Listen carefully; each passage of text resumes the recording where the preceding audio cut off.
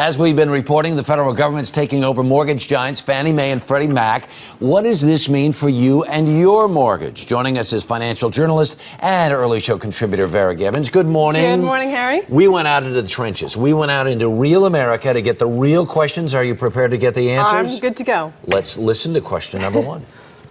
Just wondering how this is going to affect the housing market.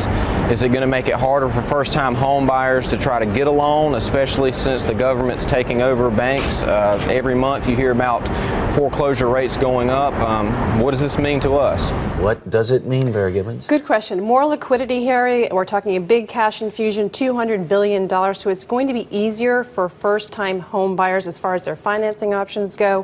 More credit will be available. Mortgage rates will stabilize, could even come down by as much as a full percentage point. So that's the good thing. But this is not going to do much to actually prevent home prices from continuing to decline. And to answer the last part of the question, it's not going to solve the foreclosure mess. We've got 1.2 million homes in foreclosure nationwide, and foreclosures are expected to continue to rise. And if you have Freddie Mac, one of those mortgages, we asked Henry Paulson this morning, this is not a direct infusion to say help the people who may be in foreclosure or in trouble with those kinds of mortgages. Right. This is to help settle the market down in general. It's all about providing stability to the market and credibility back to the market, that type of thing, yes. All right, let's take another question from somebody on the street. Let's see.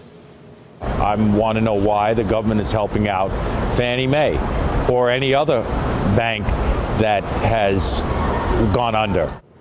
Yeah, here we go. See, here's the stability thing. Yeah, it's about bringing stability back, instilling a sense of confidence, alleviating the fears, the uncertainty that's out there.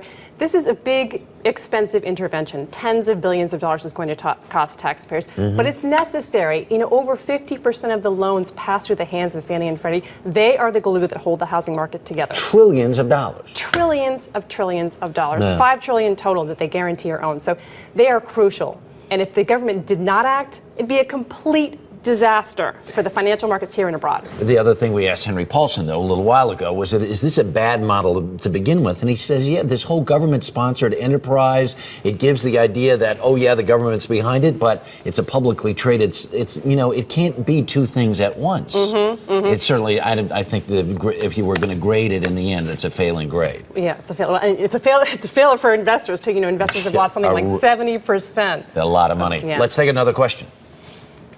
I have a question for you.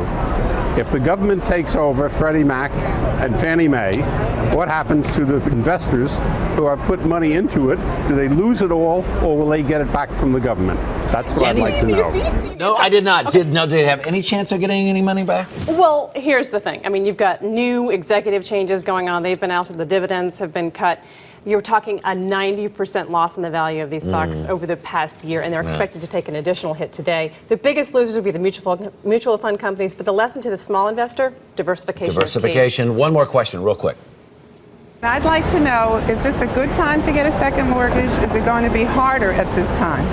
The second mortgages, that's the banks, that's the credit unions, that's the mortgage companies, and those are typically privately funded. There could be a ripple effect from this as things sort of stabilize, but you're not going to see any kind of dramatic impact on the mortgages for second mortgages.